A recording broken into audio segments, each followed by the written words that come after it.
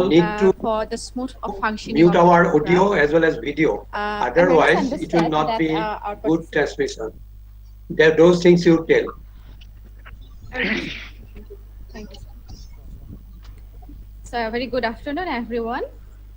So, before we start our formal program, so I'd like to make a few points very clear for the smooth functioning of the program.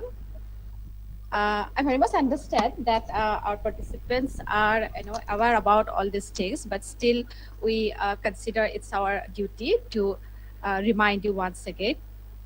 So first thing is that you must please keep your audio mute until and unless you have something very important to share or to make any queries or any comments during the interaction session. Again, if you have any internet issues, then it would be better to keep your video in switch off mode, which should provide you the better connectivity. And if you keep it on switch on mode, so please keep in mind that we are in an international platform. So, and next thing is that please don't click on the share or present now button, because it would hamper the presentation of our speaker. And so please very much cautious about that. And if you have anything to communicate, you can please use the chat box. And okay, at last, I just would like to humbly request you to everyone, please don't ask for the feedback link in the middle of the session, because we'll be providing the feedback link towards the end of the session in the chat box. So, and the feedback link would be available up to 5 p.m. tonight. So you can fill it up anytime in between. So I think that's all. So thank you. So starting our program in a few minutes. So thank you. 2 minutes we have. Okay, sir. I can see few of our participants are presenting. So stop presenting. Please do not do it. I am sure you are doing it by mistake, but please be careful. Kanumani Bora, please stop presenting. That will hamper the presentation, smooth conduct of the seminar. So therefore, you are once again reminded from Zoological Society of Assam platform that please do not do this. Do not share. Kanumani Bora, stop presenting. Otherwise, our organizers should be compelled from DHSK Kanoi College to ask you to discontinue. Kakumoni Bora, you please click on the stop presenting button. You're still presenting.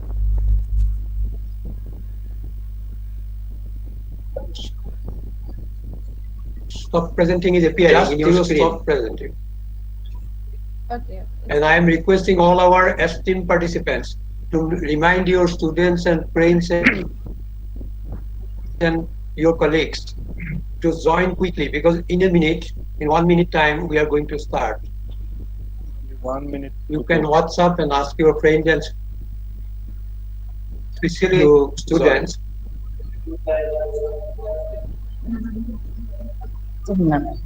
Kakumani Bora. Kakumoni Bora. Kakumoni Bora, can you hear us? Kakumoni. Yes.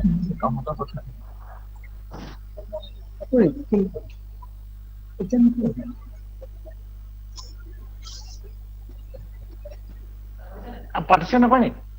Orang kau partition? Kakumani Bora, please apuni apunar screen to share nokoribo. Kakumani Bora, apuni শুনিছেনে বাৰু? Pallavi উঠাই ললো।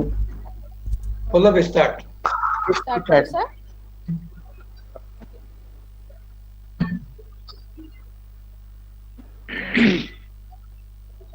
So, sir, with your due permission, we are going to start. Namaskar.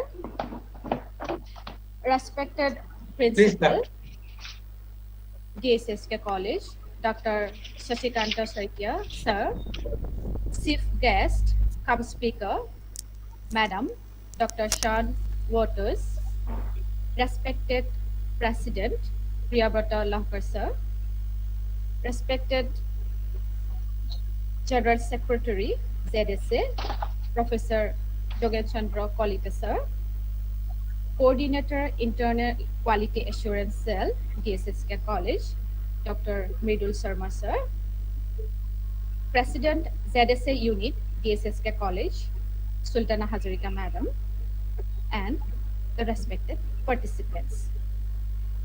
Myself, Dr. Pallavi Gogoi, co-coordinator of this webinar and librarian DHSK College, Jubugar, welcome you all on behalf of the organizing committee of international webinar on why studying people is key to understanding human-primate interactions. This program is being jointly organized by Internal Quality Assurance Cell, DHSK College, ZSA Unit, DHSK College, Zoological Society of Assam, in association with Ashiwini Charan Choudhury, Central Library, Dibugar Hanumanbagh Surajmal, Kanoi College, Dibugar, Assam, India. DHSK College is one of the most prestigious colleges of Assam. The college is celebrating its platinum jubilee year this year with its glorious existence of 76 years. We have with us Dr. Sasikanta Soitia sir, the principal, Dibugar Hanumanbagh Surajmal Kanoi College, who is also a notable writer, social worker, and columnist, and the recipient of a number of awards for his contribution towards the society. So I'd like to request Honorable Dr. Sasikanta Soitia sir, Principal DHSK College, to say a few words and inaugurate this session.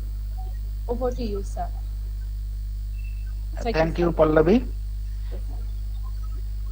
Good afternoon to all.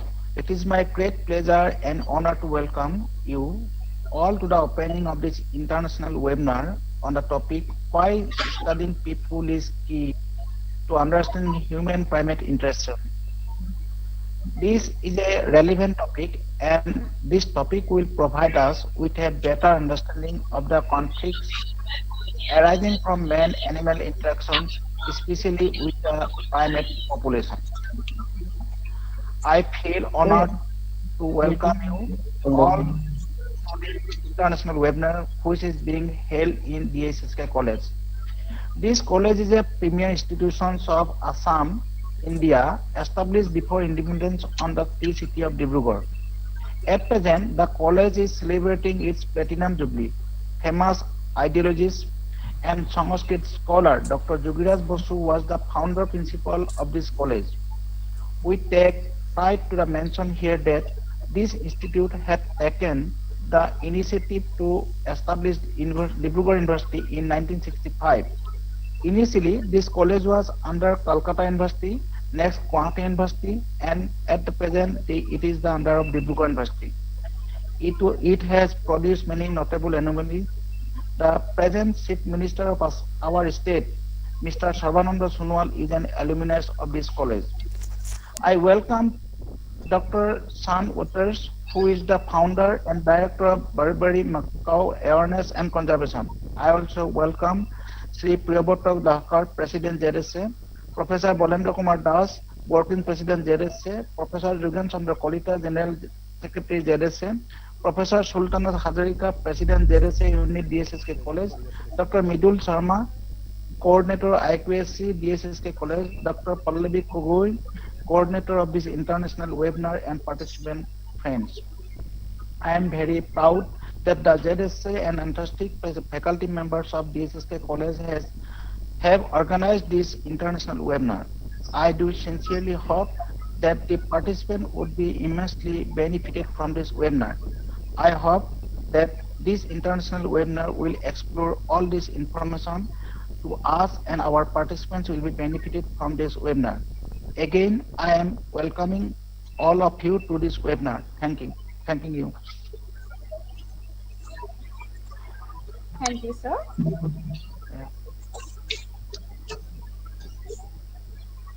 Thank you very much, sir. That was the principal, Dr. Sasikanta Saitya, sir, Dibrugarh Hanumanbad Sojmal, Kanai College. So now we'd like to move towards the main part of today's webinar, that is the speech by our chief guest, by Madam Dr. Sean Waters, who is the founder and director, Barbary Macaque Awareness and Conservation.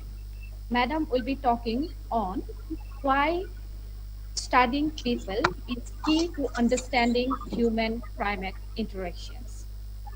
But before moving towards the presentation, I would like to request Sultana Hazarika, Madam, the coordinator of the webinar and Associate Professor, Department of Zoology, DHSK College, to please introduce our today's speaker. Over to you, Madam. Thank you. Thank you. Good afternoon to you all. Now, I am welcoming Dr. Sean Waters to our international webinar on the topic, why studying people is key to understanding human-primate interactions. Now, here is a brief introduction of her. Dr. Sean Waters. She has been working with wildlife for over 30 years, especially in the human dimension of primate conservation issues. She is the founder and director of Barbary Macaque Awareness and Conservation, United Kingdom, an inclusive conservation project based in Morocco. She is an honorary research fellow in the Department of Anthropology of Durham University, United Kingdom, and also act as a consultant on the human dimension of conservation for NGOs and other donor organizations focusing on conservational works around marginalized and remote communities and environmental justice issues. Her current research focuses on the complex facts of human-primate coexistence, and she is passionate about the benefit of using ethnographic data to drive conservation project strategy. She is co-vice chair of the IUCN Primate Specialist Group section of Human-Primate Interaction. The section is currently drafting guidelines for best practice primate tourism, excluding large apes, and best practice guidelines for responsible images of primates. Now, I welcome our chief guest and speaker of the international webinar, Dr. Sean Waters, to have her speech. Thank you, ma'am, and all of you. Okay. So, do I start? Is it me? Yes, you can start. Yes, please. Okay, thank you. Okay, let's get my presentation up.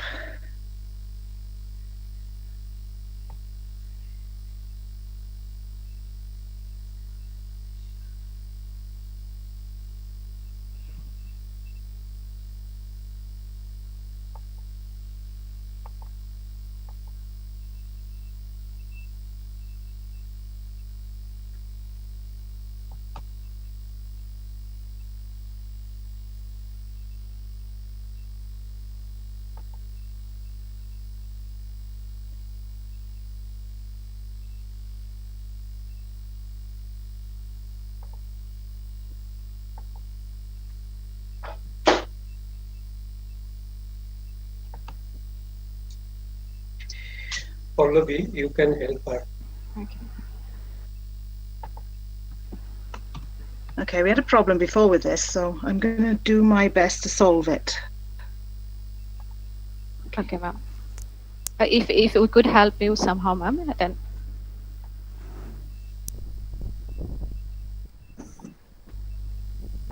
I can't remember how we did it before. Okay. Pallavi, please tell her. Okay, sir. Tell her the Hello, steps. madam. Is there any problem, ma'am? Yeah. Yeah, I can't do it again. I'm going to find a way to do it. Don't worry. Can't remember how I did it the last time. Okay. Did you open your presentation, ma'am? Yes, that's all open. That's all ready. Okay. Hang on.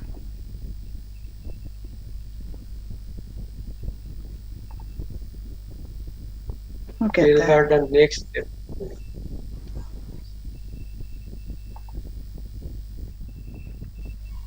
I have it. Don't worry. It will come. Take your time.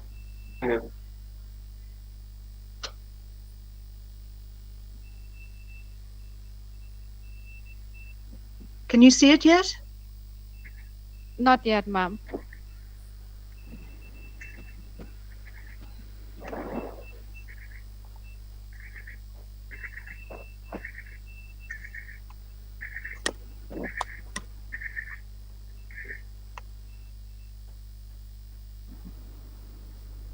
Says I'm sharing.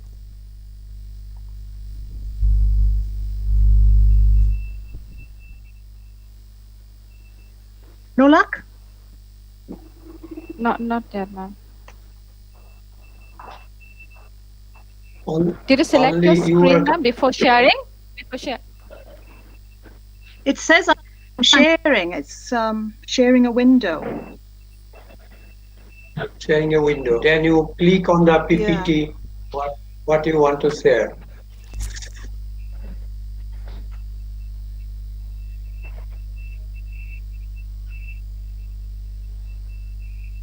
Can you see it? No. Yeah, it's coming, ma'am. Okay, I'll come out. Oh, Yeah, it's coming. Yeah, good. Oh, yeah, good. Very good.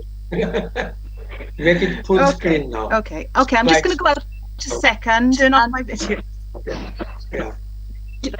Off because I want to. Okay. What a relief.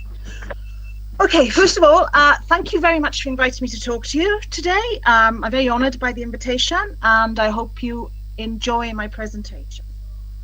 Okay, so my co-presenters are Ahmed El Howard, who is my colleague in Morocco, and my two long-suffering, who were my PhD supervisors, Sandra Bell, who's an environmental anthropologist at Durham University, and Joanna Setchell, who's a biological anthropologist at Durham University.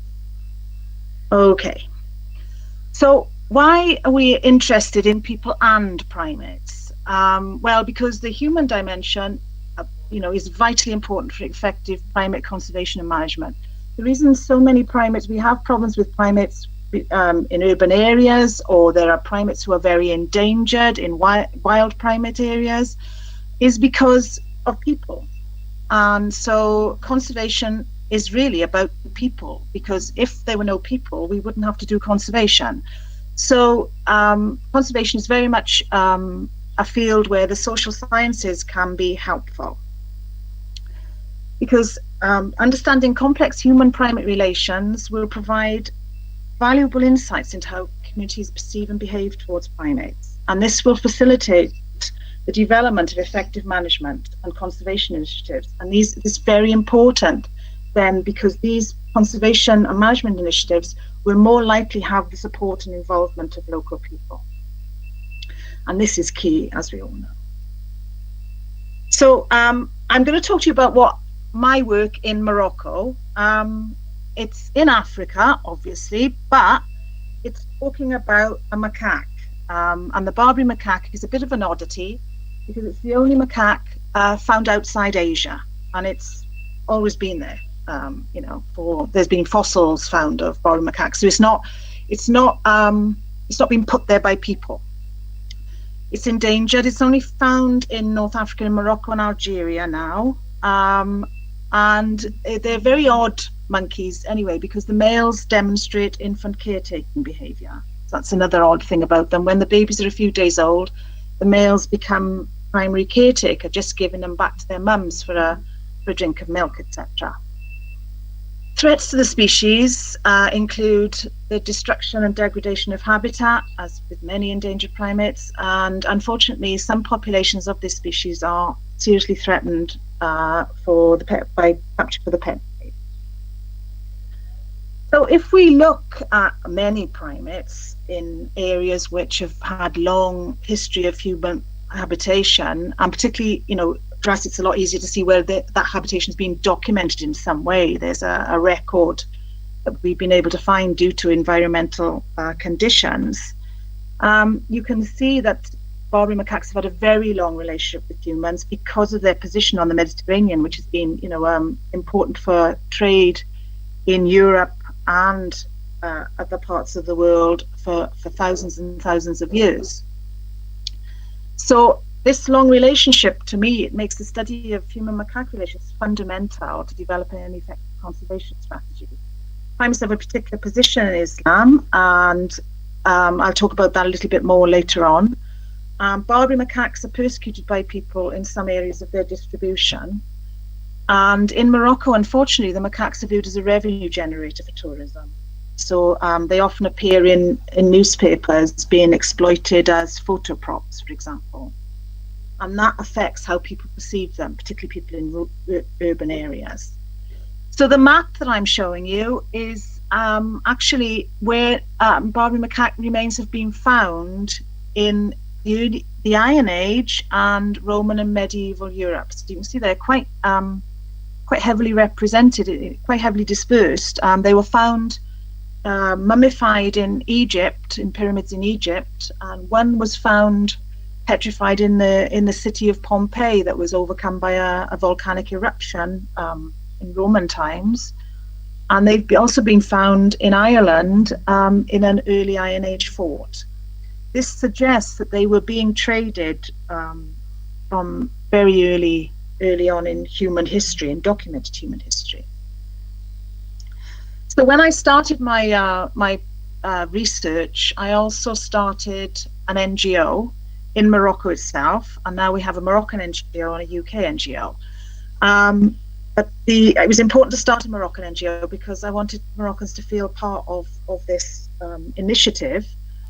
This is our mission statement. We do a lot of work, not just with rural communities, but with urban communities as well. But we have to develop different strategies for urban dwellers because their perception of the macaque is quite different from people who live in rural areas.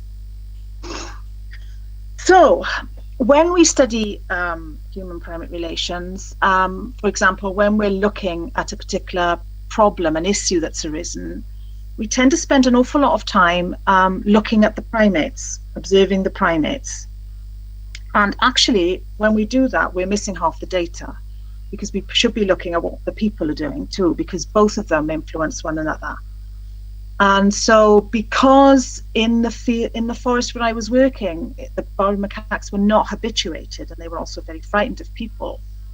And I didn't think it would be ethically right to habituate them because that would put them at risk of their infants being taken for the pet trade. I began to work with people, first of all. And so we walked the forests, and obviously when we saw Barbary macaques, we counted them as best we could. But we spoke to people. We spoke to the forest users mostly. We engaged them for a long time and gained their confidence. And often the weather would be dreadful in the mountains, and we would be the only people that a shepherd would see in his day out with his goats. We then began to talk to people, to forest users, about Barbary macaques, where they saw them, etc. And I also observed people because that's also an interesting part of their behavior, to watch their behavior. So then we began quite in-depth interviews with forest users, but not all of them, just a few who wanted to talk to us. We didn't ever force people to talk to us. If they didn't want to talk to us, they could just walk away. We had an ethics protocol, of course, for both the Barbara macaque work and the human dimension. And that was approved by Durham University's ethics committee in the biology department and the anthropology department. So oftentimes it would be, just chat. We would just sit chatting. And these interviews were transcribed, and then what you do, and which is what a lot of quantitative scientists are very uncomfortable with, you look through your interview data at what people are saying, and you look at the themes that emerge. And so your theory emerges from those themes. But it's not what you'd call rigorously analysed. There's no stats involved, there's no numbers. And it's very subjective. So somebody else might look at your data and come up with another theory. It's often referred to rather disparagingly as anecdotal data, but I've collected both sorts of data during my career. And to be perfectly honest, I have gained an awful lot more from what people describe as anecdotal data than I ever have from any biological data or data from questionnaires or anything like that. You get an awful lot of nuance.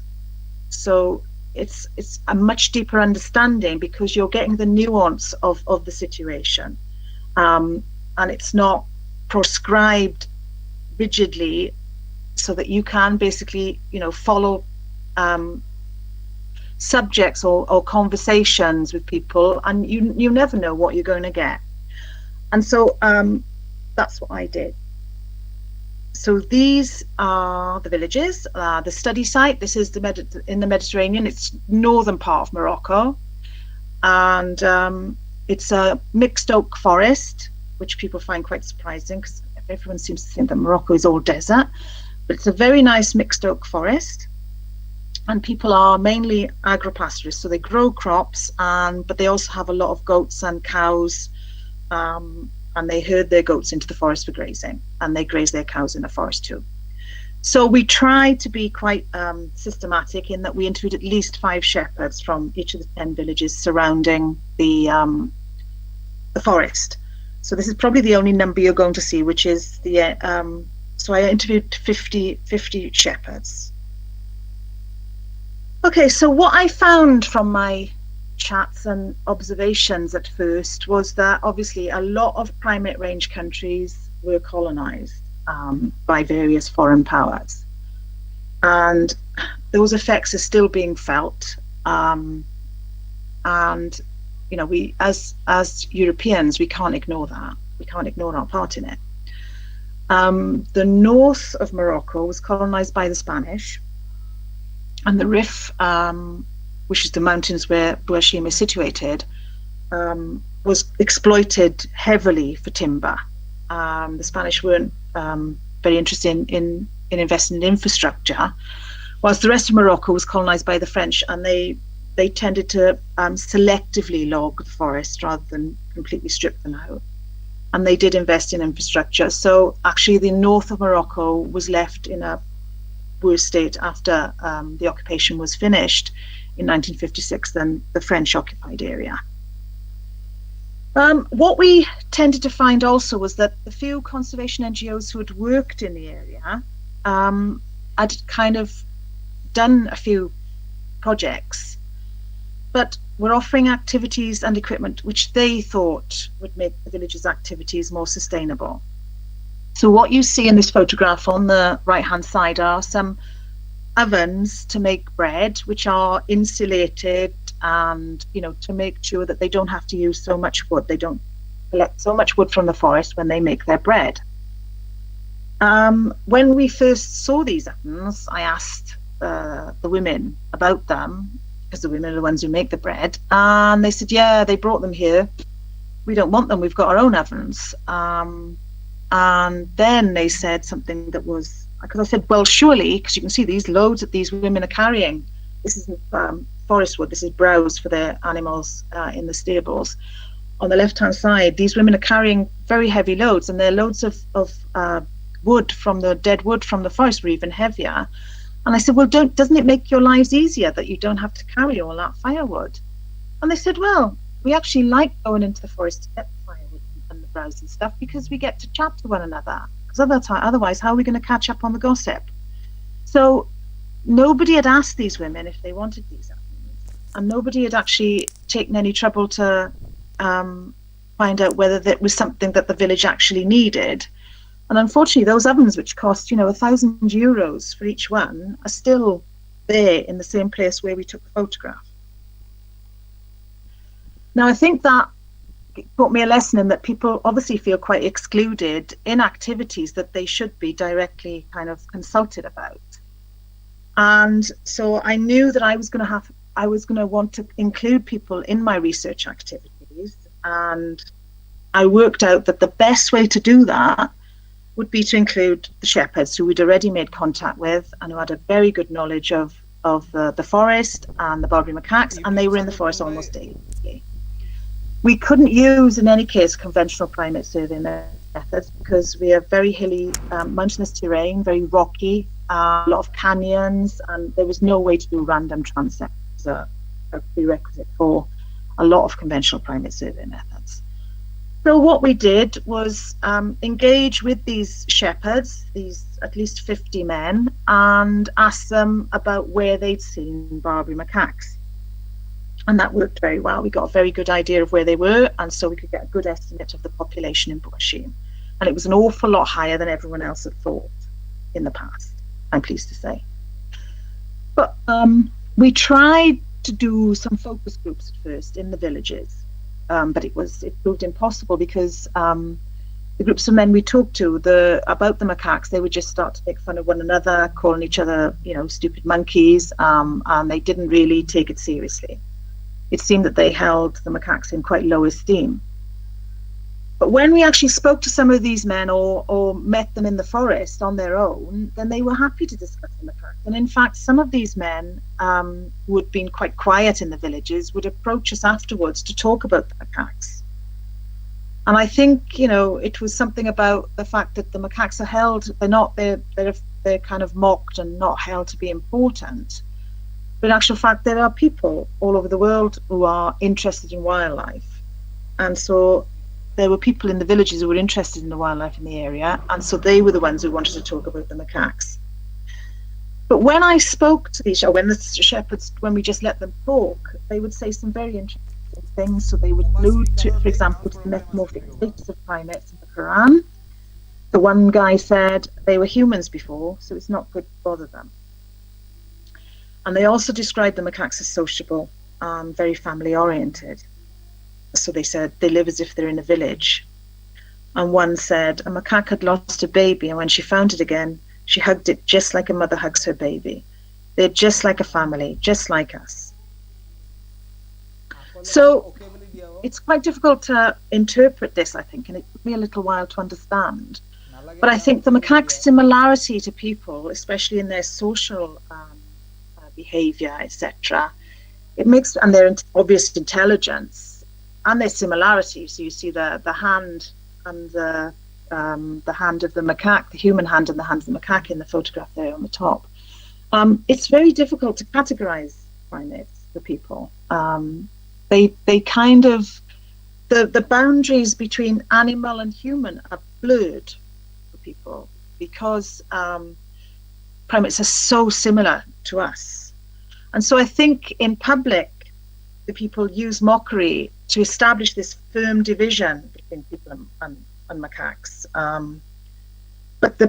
And unfortunately then, for people who are positive about the macaques, who are interested in them, they feel unable to voice their opinions or talk about their observations when in the presence of their friends, because they're afraid they will be ridiculed. However, there are some very interesting anomalies here about shepherds' behaviour towards the macaques related to their age and social status, I think. So the macaques inevitably, they crop forage, they crop braid. Here you see a macaque that has just quickly moved out of a potato field where they're digging up the potatoes because he sees us. So people started to tell me that when they trap the macaques when they find them crop raiding, when they're getting a problem with crop raiding. but they don't kill it. So you see here, the general consensus is that they catch a monkey and then they either sew a hat on its head, but more commonly they put a tin can around its neck which has stones in it, so that makes the noise, it rattles, and then they let it go. So when the other monkeys see him, his other group members, they run off because there's something weird about this monkey, and he runs after them, but they run faster because they're frightened of him. Now, when they told this story, they would often laugh. They found this quite funny, but there was a kind of unease about it. So basically, they're punishing these macaques or teaching them a lesson. And we discovered that the macaque is the only wildlife species in Boachim that is given this treatment. So, for example, wild boar are as well very bad crop foragers. But in this case, the villagers will go to the authorities and request that hunters come and shoot the wild boar, is what happens. But they don't do this with the macaque.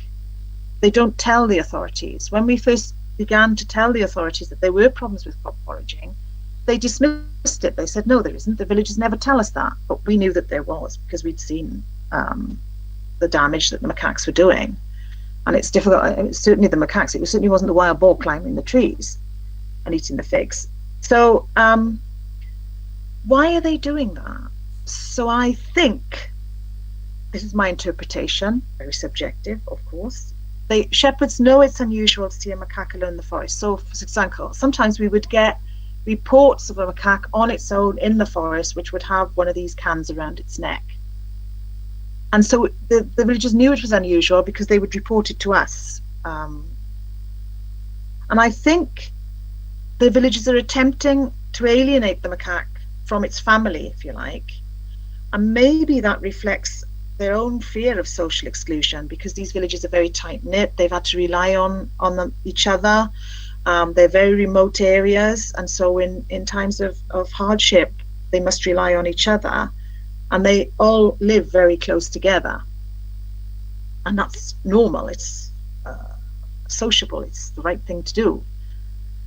So being thrown out of your community, if you like, because you've done something that transgresses the social conventions that are being held in your society, is a nightmare scenario for a lot of people. And I think we can all understand that. So I think they know exactly what they're doing when they're alienating this macaque from its group. They're punishing it, and they're also teaching it a lesson, and they're also teaching, they perceive they're teaching the group a lesson, because they know that macaques are intelligent and they can learn. So in this case, for example, primate crop foraging behavior doesn't necessarily mean that the crop feeders are killed, in which case what we always hear is that people kill primate crop feeders, and it's not necessarily the case. And I do have other examples. I have examples from Africa where people throw paint, for example, at vervet monkeys in their gardens to try and stop them from visiting the gardens. And in Asia, we have some very interesting examples, because of course there's the religious, very religious aspect of human-primate relations, which you know an awful lot more about than I do. And so what we have here are that macaques are sometimes caught by villagers or townspeople, the ones who have been really badly behaved, and they're restrained, as in the photograph here, and humiliated, as in taunted and called names and having things thrown at them, and then released, but they're not killed. And this is another example, I think, of the macaque being taught a lesson, being punished and taught a lesson. And in one Indian ethnic group, I have an example from a colleague of mine, Sheikha Kolipa, who says that they will catch and restrain a particularly bad thief, a macaque thief, and paint its face black, and then humiliate it and then release it. And they also do that with people who they perceive to be thieves. They also catch them and paint their faces black. So it's a shameful thing. So they obviously believe that the macaque will also feel shame. And in Bali in Indonesia, people will often catch and beat long-tailed macaques for bad behavior. So there are a number of examples, and I find them fascinating, of this behavior where primates are not necessarily killed, but punished. and it's not such a bad thing, really. I'm going to talk more about that later. Okay, back to Morocco.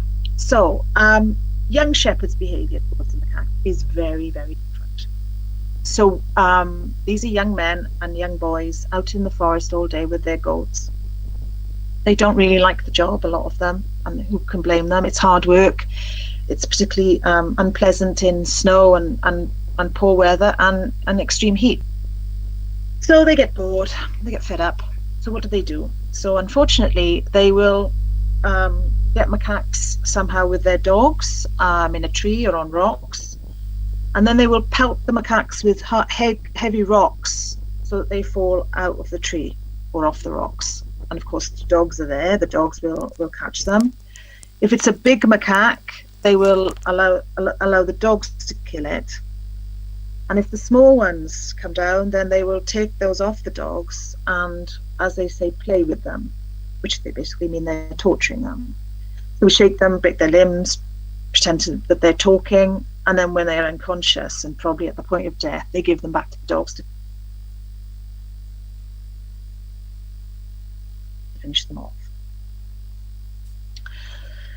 Unpleasant, of course, especially from the point of view of somebody who likes wildlife animals. But I'm not the person to judge their behaviour. As I say, shepherding is a low status job. The younger men and boys, they have an ambiguous position in village society. They're not really considered adults, but they're not children either. So they are free of restrictions and the boundaries that inhibit their village life in the forest. So basically they do what they like. They know that the bar macaques, or they've told me that they know that the bar macaques feel the loss of these group members because of their obvious distress when this behaviour is happening. However, mature men have told me that they did this in the past when they were younger, and they don't do it anymore. And I kind of said, well, why have you stopped? And they said, well, I've got, I have a family now. I'm a married man. I'm a family. Why would I do it? I don't get anything from it. So there's a big difference in this behaviour, and it seems to happen naturally, if you like. So you can see here, even when people talk positively or negatively about species, they're not always indicators of behaviour. They're not guarantees. For example, when someone says, if a tiger takes their goat, they say, I'll kill the tiger. That doesn't necessarily mean that they will kill the tiger.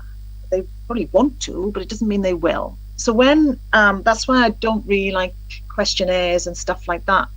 People talk about attitudes. Attitudes don't guarantee behaviour. We don't always do what we say we do. And we're all guilty of that. So, of course, the macaque killing behaviour for fun, it brings up my own cultural bias. So, my ethnocentric repugnance for this practice. But as I don't have the life that these boys have. I've had a very privileged life, and they haven't. Many of them, they're illiterate. They will never leave their village, and their lives are hard, much harder than mine. But what I wanted to do was perhaps accelerate this natural change in behaviour that seemed to take place as they aged, as they improved their social status by marrying, for example. So I just carried on talking and engaging with them as I'd always done. I didn't point my finger and say, you mustn't do that. I just carried on. We carried on talking to them as usual. And so here you see Abdul Hafid, for example, who had admitted killing macaques, even after 6 months after he'd met us, said that he said we were polite people. And so after always talking about the macaques and telling you what we know, we started to believe it was wrong to kill them. And now we don't kill any. We leave them in peace. The other important fact was these people that I talked about previously who were interested in the macaques. They were what I call key individuals, and we have two here who work for me actually now. They began to feel more confident and supported by our presence and involvement in the communities. And so they became braver about voicing their thoughts and opinions about the macaques. And so they influenced younger men. So the guy here in the top photograph on the left, Ahmed, he was still a shepherd when we began our work. And he was one of the men who was very keen on the macaques. And he began trying to say to the younger shepherds, look, why are you doing this? This is wrong. You shouldn't do it. These are important animals. You know, we have to look after them. And we also were getting calls from villagers to say that there were people in the area who were trying to catch macaques to take away to sell. So this was a big improvement. You know, people were starting to care about the macaques. They were starting to own them, if you like.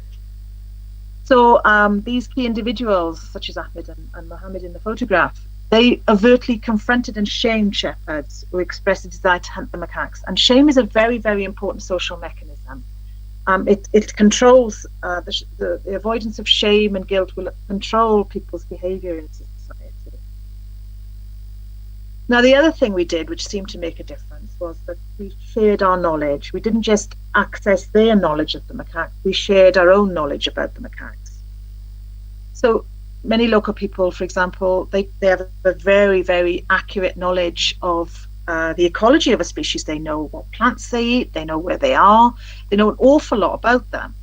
What they don't know is the wider geographical or zoological context. So, for example, the shepherds would say to me, why do you come here, all this way here from the UK to study macaques? Why don't you do it in your own country? And so I could say to them, well, actually, I don't have them in my country. These macaques, they only live in Morocco and Algeria. They don't live anywhere else. And they seem to find that quite surprising, but they also seem to find it interesting, and it made them proud. It made them start to feel proud about. They were always proud about the forest, but now they started to feel proud about the macaques as well. And this sharing of this knowledge and our engagement and everything else empowered shepherds, as I've said, and it empowered a lot of guys to become participants in conservation activities rather than just bystanders. And so we were able, for example, to they would share knowledge with us. They would tell us when there was something odd going on, for example, when they would call us straight away if they saw people doing anything they shouldn't be, or if they found a dead macaque, because we knew we were interested in that sort of thing. So eventually, after a very short time, it became normal to discuss the macaques as groups of shepherds. So they didn't mock each other anymore. They didn't call each other stupid monkeys. They actually talked about the macaques and what they'd seen them eating, what they'd seen them doing, and it all became quite normal. So obviously we had to give them a reward for their behaviour change. So we began a football tournament, because everyone in Morocco loves football. So we had a football tournament amongst the villages. The schools would organise the teams. We'd have, and we've unfortunately not been able to do that this year because of the pandemic. But normally we'd have qualifying heats and then a big final, as you can see there. We got cups and stuff from various businesses in Tetuan and free cakes. Okay, so we do engage with local communities. We do urban and rural education activities, and they're always very well attended. The ones in the cities.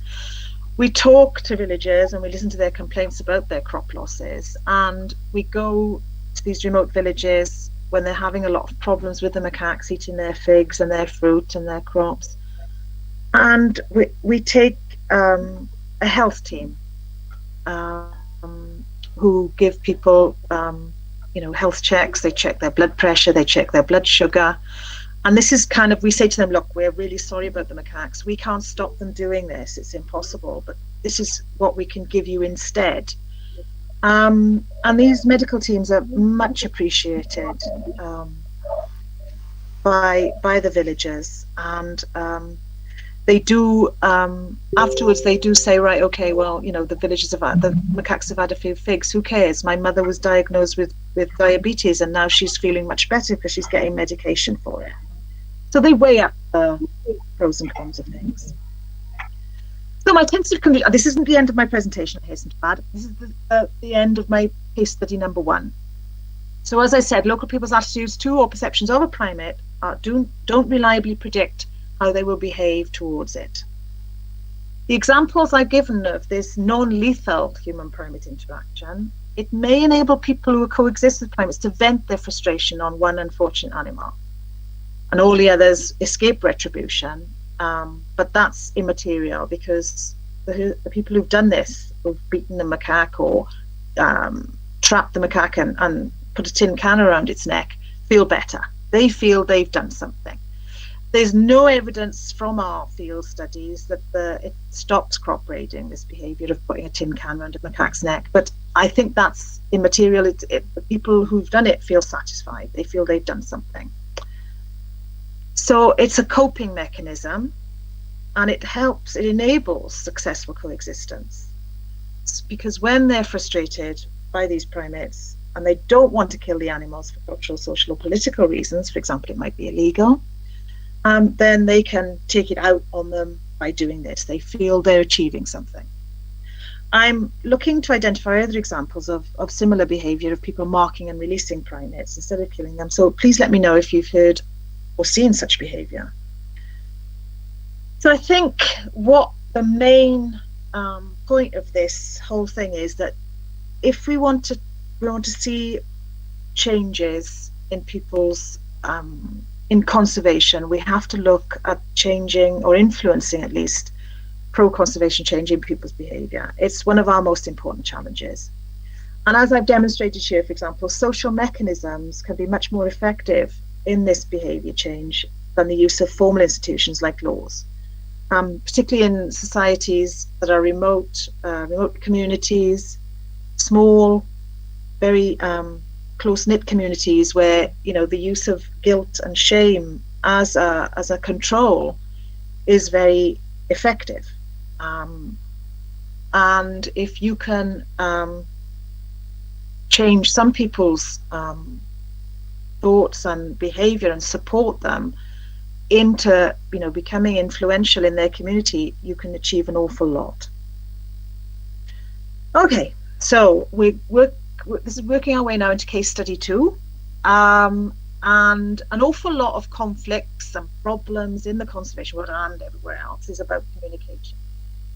We need to be able to communicate effectively, and as scientists and conservationists, we're not always very good at doing that. So when we look at human-wildlife conflicts and we give a deep analysis of those conflicts, they're often, almost always, human conflicts. So we've got groups of people conflicting about wildlife. And you see this quite a lot in protected areas where the people haven't really got that big a problem with wildlife. The problem is that they can't do anything about that wildlife anymore because that wildlife is protected. And also those people maybe can't use the forest as they once did. So their conflict is really with the people who manage the protected area.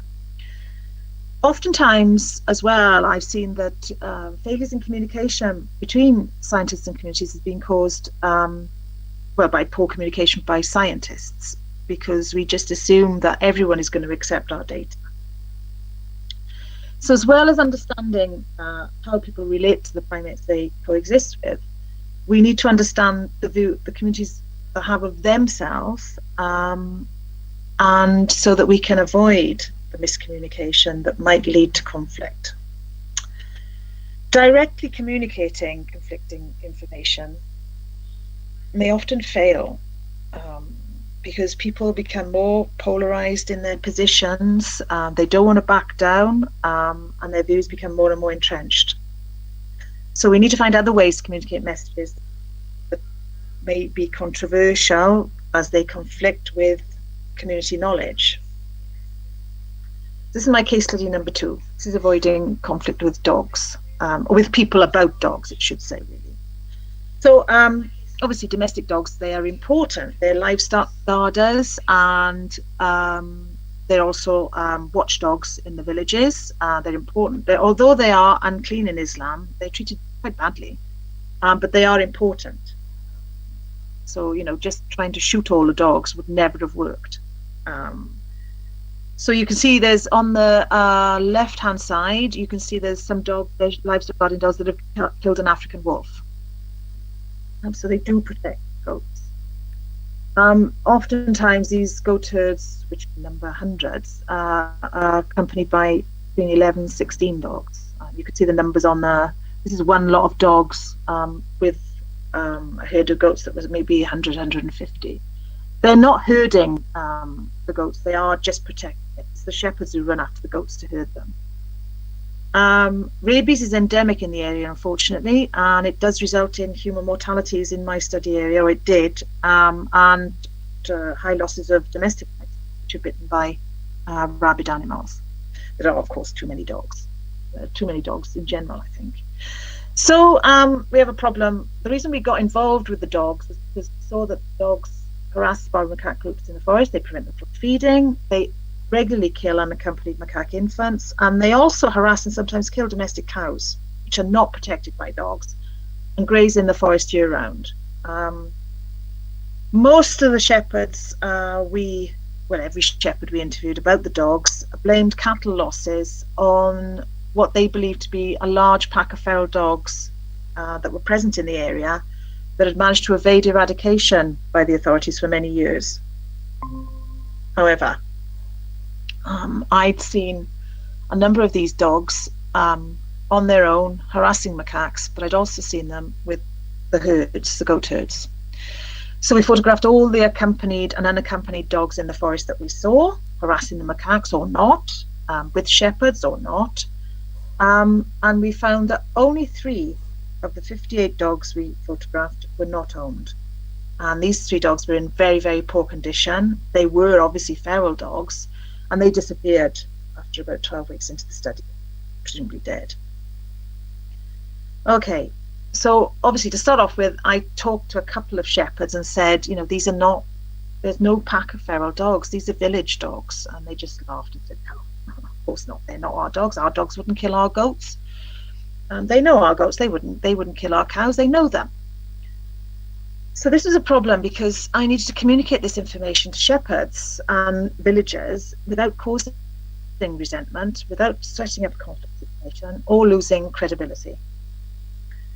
In addition, villagers were making up stories about our activities, and this is unrelated to the dog situation, which suggested they felt excluded. People, villagers will resist things, will express their resistance in many ways if they're not happy about an intervention in an area. And one of those ways is making up stories, rumour and gossip. And we ignore that at our peril, really. So we needed to develop an activity that made them feel included, but which was also salient to them. So we set up the Dog Health and Welfare Programme in 2010, and in collaboration with the Moroccan veterinary authorities, who gave us the vaccinations for the rabies, we vaccinated 250 dogs in 3 villages. Not all these dogs were forest dogs. A lot of dogs stay in the villages, and a certain number then get into the habit of going into the forest. And they go in, obviously, with or without the goat herds. Now, the important thing here was to increase inclusion of the villagers. And so what we did, even though we knew that some of these households didn't have dogs, we went house to house anyway. And that way everyone felt included, they'd all had a visit, and that was great. We also wanted to census the dogs because we wanted to know what kind of maximum vaccination coverage we were getting. It worked very well. We had 100% of the vaccination. See here, the guy so on the we got, not all dogs could be vaccinated collar, because they were ill or they were from village of Assam. So we got and the dogs on the right all sporting their green collar, an average of 70% rabies vaccination coverage, colour and coded over 60% is where it makes a real difference to both human So and in March livestock. 2011, when I spoke to all the the owners were shepherds, given a vaccination many of them certificate. no The longer important believed thing there was a here feral is that dog each pack in the area, animal and some was denied given it a ever collar. existed. Each owner was given a However, collar that they outside the could study put on villages their where we boxes would to have undertaken which the dogs had been vaccination vaccinated program, or they not. continued to But blame. you can see here, the guy on the feral left dog is affixing a yellow collar we because he's from succeeded village because of Lassen. the shepherds And the dogs saw on the the right, dogs all in the forest with the sporting collars green on, collars are from the and village there of was no doubt that Charan. these were village dogs.